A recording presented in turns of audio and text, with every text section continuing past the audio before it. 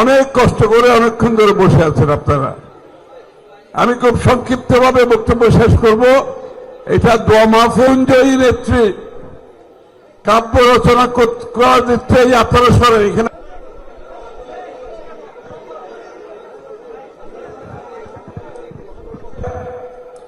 আমাদেরকে ছেড়ে চলে গেছেন মা, গণতন্ত্রের মা, যিনি তার জীবনের অধিকাংশ সময় রাজনীতি করার কথা ছিল না।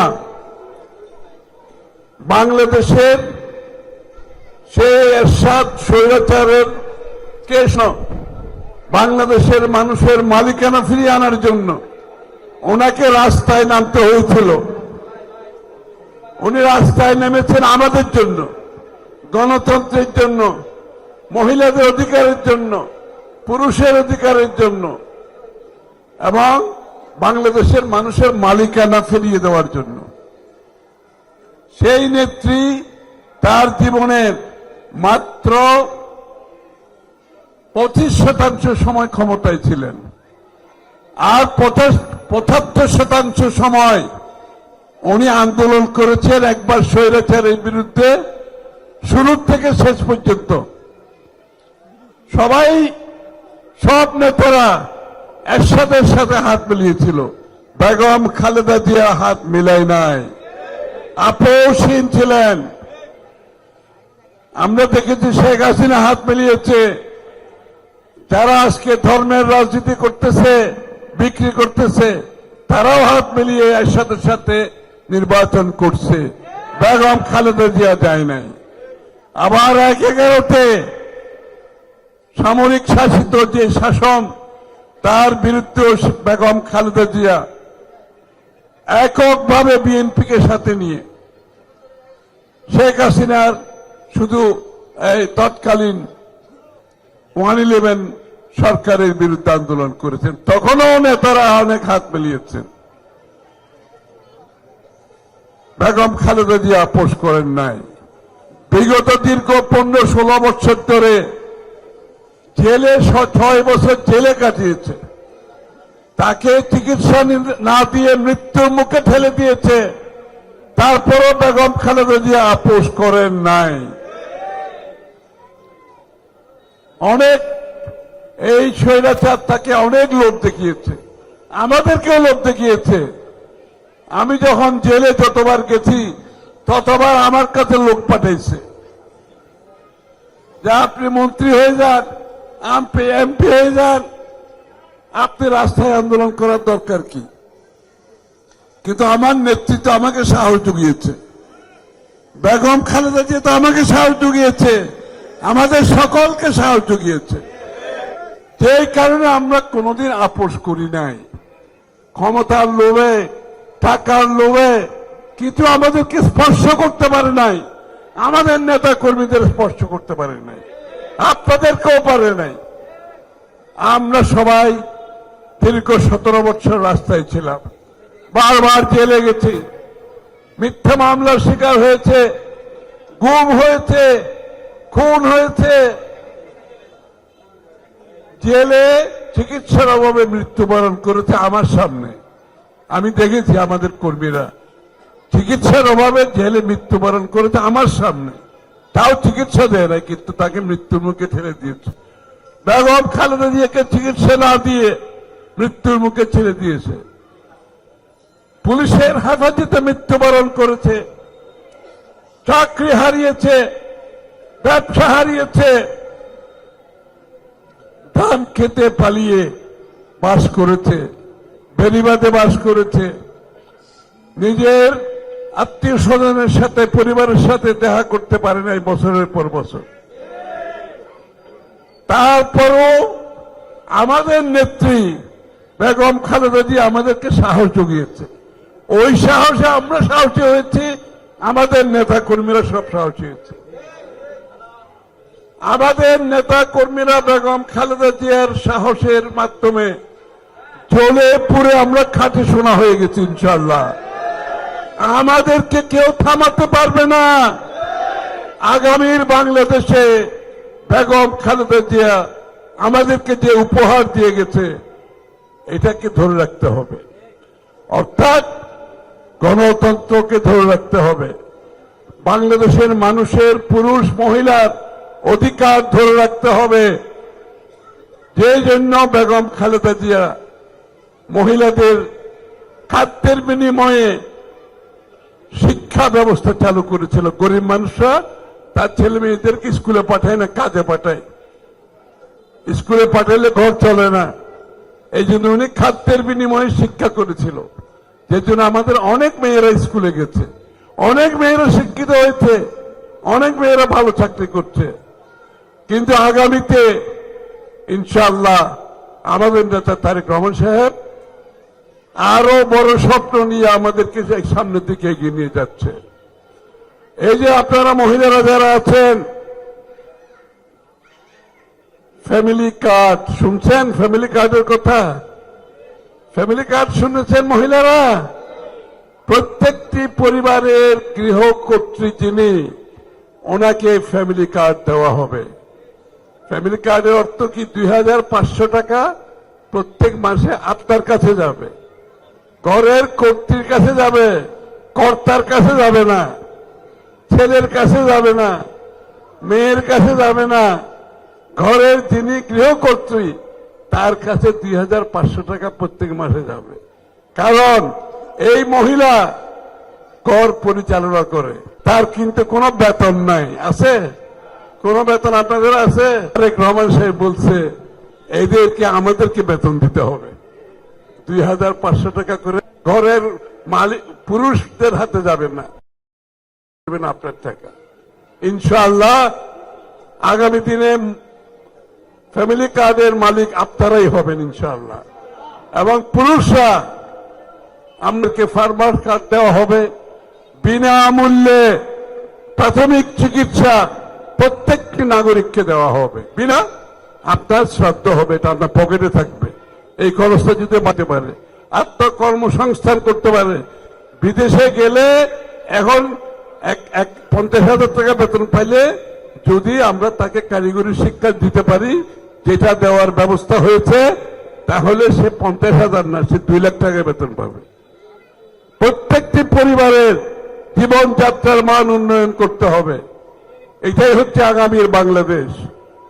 শুধু গণতান্ত্রিক রাজনীতিতে গণতন্ত্র না, অর্থনীতিতে গণতন্ত্র করে দিতে হবে।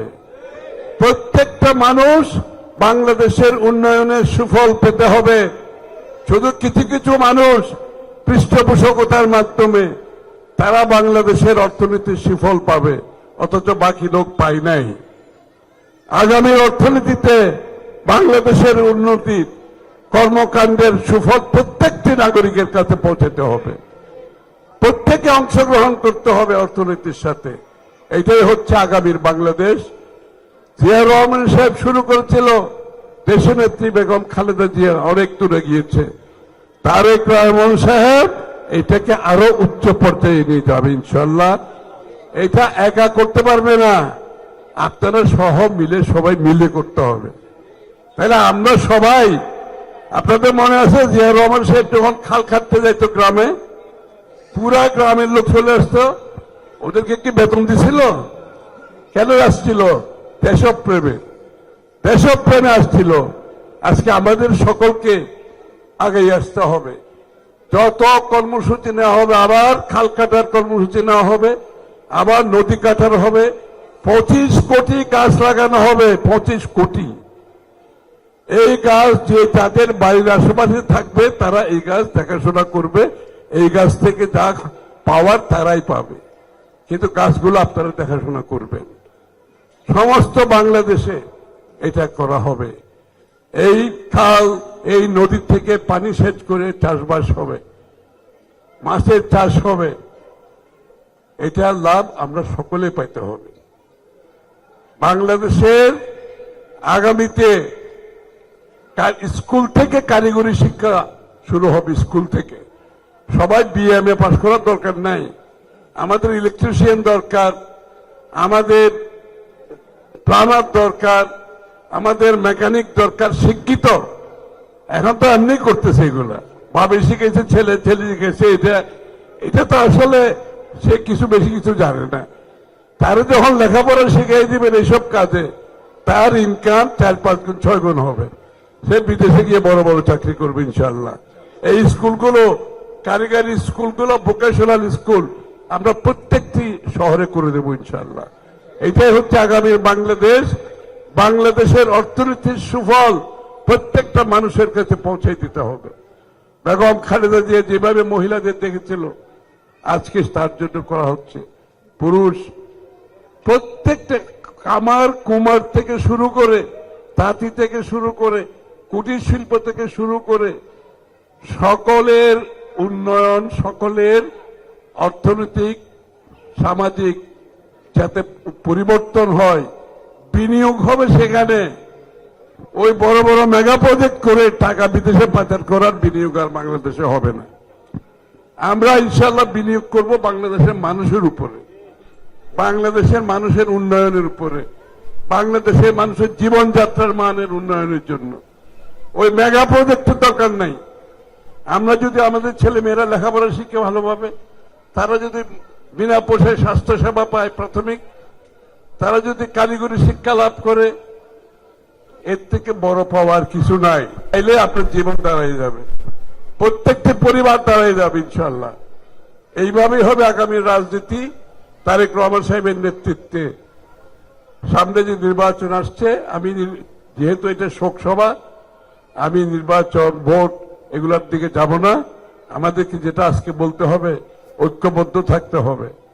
জাতি হিসাবে দেশনেত্রী বেগম খালেদা জিয়া যেভাবে স্বাধীন সার্বভৌম দেশ আধিপত্যবাদের বিরুদ্ধে অবস্থান নিয়েছে, সেখানে আমাদের অবস্থান অটুট থাকবে।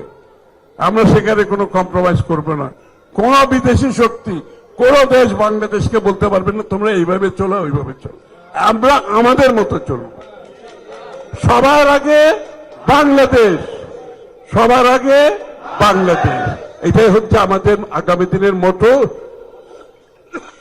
সবকিছুতে বাংলাদেশের স্বার্থ, বাংলাদেশের মানুষের স্বার্থ, অন্য দেশের স্বার্থ নিয়ে বাংলাদেশ চলবে না। আমাদের স্বার্থ আমাদের জন্য। এইভাবে বাংলাদেশ আগামী দিনে চলবে। গর্বিত জাতি হিসাবে পুরুষ মহিলা সবাই সমানভাবে চলতে হবে। মহিলাদের এটা উঠে আসতে হবে, আগের মতো হলে চলবে না। মহিলাদেরকে উঠে আসতে হবে, শিক্ষা লাভ করতে হবে, মহিলাদেরকে অর্থনীতিতে অংশগ্রহণ করার জন্য শিক্ষিত হতে হবে, কারিগরি শিক্ষা গ্রহণ করতে হবে। এই জন্য সবাই যখন একটা বাড়িতে আয় করতে পারবে, জীবনযাত্রার মান উন্নয়ন হবে। আমাদের সকলের জীবনযাত্রার মান, আমাদের কর্মসংস্থানের কথা বলতেছি আমরা। 18 মাসে 1 কোটি চাকরির ব্যবস্থা করার কথা বিএনপি বলছে। অর্থাৎ দেশে চাকরি, বিদেশে চাকরি, আত্মকর্মসংস্থান, এগুলোর জন্য কারিগরি শিক্ষা থেকে আরম্ভ করে বিনিয়োগ থেকে করে সরকারি সহযোগিতার মাধ্যমে সবাই যাতে অর্থনীতিতে অংশগ্রহণ করতে পারে। আপনারা সবাই প্রস্তুত হন। ইনশাআল্লাহ আমরা ঐক্যবদ্ধভাবে একটা বাংলাদেশ গঠন করব। স্বৈরাচারের পতনের পরে যে আকাঙ্ক্ষা আমাদের যুব সমাজের মধ্যে এসেছে, আমাদের মহিলাদের মধ্যে এসেছে, পুরুষের মধ্যে এসেছে, সেই আকাঙ্ক্ষা পূরণের জন্য আগামীর বাংলাদেশের যে কর্মসূচি গ্রহণ করা হয়েছে, যে রূপরেখা গ্রহণ করা হয়েছে, সেটাকে আমরা সবাই মিলে বাস্তবায়ন করতে হবে। তারেক রহমান সাহেব একা পারবেন না, আমরা একা পারবো না। আপনারা সবাইকে নিয়ে ঐক্যবদ্ধভাবে এই যে বাংলাদেশের স্বপ্ন, আকাঙ্ক্ষা বাস্তবায়ন আমরা একসাথে করব। সবাই মিলে সবার সহযোগিতা আপনারা করবেন। দেশনেত্রী বেগম খালেদা জিয়ার জন্য দোয়া করবেন। এই মহিলা সবকিছু দিয়ে গেছে। এই ভদ্র মহিলা যে উপহার দিয়ে গেছে বাংলাদেশকে বেগম খালেদা জিয়া, এই উপহারের সম্মান রাখতে হবে আমাদেরকে। আমাদের সবাইকে এটা সম্মান বজায় রাখতে হবে। 1,17,00,000 মানুষ জানা যায়, 1,17,00,000। বিশ্বের ইতিহাসে এত বড় জানাজা হয় নাই, বিশ্বের ইতিহাসে। আয়াতুল্লাহ খমেনির অনেক বড় বড় জানাজা হয়েছে। ওইটার থেকে বেগম খালেদা জিয়ার জানাজা তার থেকেও বড় হয়েছে। এটা কেন? বাংলাদেশের মানুষের হৃদয়ে ক্রমান্বয়ে পুঞ্জীভূতভাবে বাংলাদেশের মানুষের হৃদয়ে স্থান করে নিয়েছেন। আপনাদের মহিলাদের হৃদয়ে স্থান করে নিয়েছেন বেগম খালেদা জিয়া। কেন? সে একজন আপনাদের মতো গৃহবধূ রাস্তায় নেমে আপনাদের জন্য আন্দোলন করেছে, আপনাদের পক্ষে আন্দোলন করেছে, নিজের জীবনের বিনিময়ে আপোষ না করে। কোন পুরুষ করতে পারে না এটা, একজন মহিলাও করেছে। এটা আমাদেরকে এই উপহার ধরে রাখতে হবে, এটাকে ধারণ করতে হবে।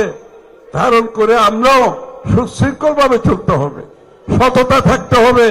আগের মতো হবে না রাজনীতি, চাঁদাবাজি দখলবাজি চলবে না। চাঁদাবাজি দখলবাজি করলে বিএনপি করবেন না, পরিষ্কার কথা।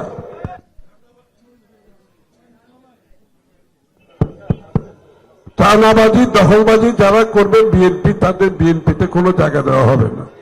আমরা 7,000 নেতা কর্মীকে বহিষ্কার করেছি, দরকার হলে আরো 20,000 এক্সপার্ট ভাবে বহিষ্কার করে দেব। চাঁদাবাজি মাস্তানি করা যাবে না। আমরা যাতে চাঁদাবাজি মাস্তানি না করার জন্য এই সুযোগ সুবিধাগুলো আগামী দিনে দেওয়া হবে। এই সুযোগ সুবিধা নেন, চাকরি করেন, ব্যবসা করেন, সরকারের পক্ষ থেকে সমর্থন দেওয়া হবে, কিন্তু দখলবাজি চাঁদাবাজি হবে না। এই রাজনীতি বিএনপি করতে দেবে না। বাংলাদেশের যেভাবে জিয়াউর রহমান সাহেব সৎভাবে চলে গেছেন, যেভাবে বেগম খালেদা জিয়ার সৎভাবে গেছেন, তারেক রহমান সৎভাবে জীবনযাপন করেন। আপনারা দেখছেন তো, এর মধ্যে একটা উঁচা চেয়ার দিছে বসার জন্য, এরকম একটা উঁচা চেয়ার। আজকে আমাকে একটা সমান চেয়ার দিছে জন্য, আমাকে দিলে আমি সরাই দিতাম। উঁচা চেয়ারের দরকার নেই, সব যে চেয়ারে আমি এই চেয়ারে বসবো। তারেক রহমান সাহেব এই কাজটাই করতেছেন। উনি বাসে করে গেছেন, দেখছেন, বাসে করে গেছেন। ওই রেড ট্রাফিক লাইটে লাল বাতি যখন জ্বলছে, ড্রাইভারকে বসে দাঁড়াও, আমি তো পিছনে বসা বাসের মধ্যে, এই ড্রাইভারকে বসে আপনি দাঁড়ান। ড্রাইভার বলছে তারেক রহমান দেখতেছে, আবার দাঁড়াবে কি, আবার লাল বাতি কি? তারেক রহমান বলছে সবাই যেরকম, আমি যদি না মানি আইন, বাংলাদেশে কেউ আইন মানবে না। আইন মানতে হবে, শিখতে হবে। সুতরাং এই যে নেতার এই যে মনোচিন্তা, এই যে প্রবৃত্তি, এই যে নতুন চিন্তা, বাংলাদেশের এমপি মন্ত্রী হলে বাদশা হয়ে যায়, বাদশা হওয়া যাবে না। ক্ষমতা হবে জনগণের, সরকারের ক্ষমতা কমতে হবে, জনগণের ক্ষমতা বাড়তে হবে। ওই বাদশাগিরি রাজনীতির দিন শেষ। এখন বাংলাদেশের মানুষের যে প্রত্যাশা, যে আকাঙ্ক্ষা, এটা পূরণ করার জন্য আমরা এটা কাজ করার জন্য আসছি, ক্ষমতার জন্য না, ক্ষমতা দেখানোর জন্য না। ক্ষমতা দেখানোর দিন শেষ। আমাদের রাজনীতিবিদদের কাজ হচ্ছে জনগণের সেবা করা, জনগণের সুযোগ সুবিধার দেখাশোনা করা। আর নেতৃবৃন্দেরও একই অবস্থা, সবাইকে ধারণ করতে হবে। এটা তারেক সাহেব যেটা ধারণ করছে, আপনাদেরকেও ধারণ করতে হবে মানুষের পাশে।